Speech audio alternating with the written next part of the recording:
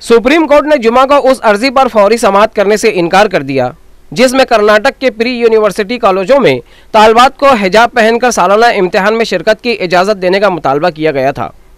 एक खातून वकील ने chief justice of India DY Chandrachud की सरबराही वाली बेंच के सामने इस मामले का तस्करा किया था।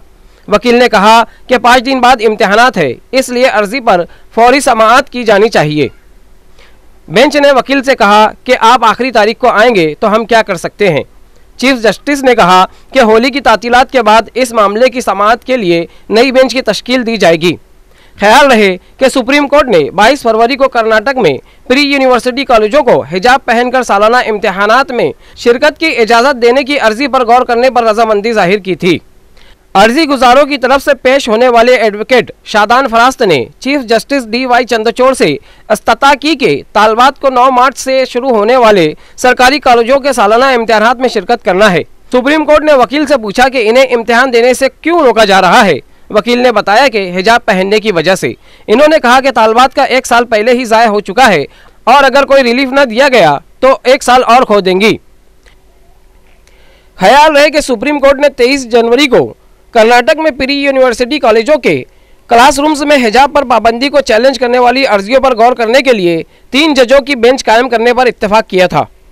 सुप्रीम कोर्ट ने पिछले साल अक्टूबर में कर्नाटक के प्री यूनिवर्सिटी कॉलेजों में क्लासों में कुछ मुस्लिम तलबात के हिजाब पर पाबंदी की कानूनी हैसियत को चैलेंज करने वाली अर्जियों पर डिवीजन बेंच के जजों जस्टिस हेमंत गुप्ता और सिद्धांशु धोलिया ने अलग अलग फैसला दिया था। जस्टिस गुप्ता ने, जो अब रिटायर हो चुके हैं, कर्नाटक हुकूमत के सर्कुलर को बरकरार रखा और कर्नाटक हाईकोर्ट के फैसले के खिलाफ अपीलों को खारिज कर दिया।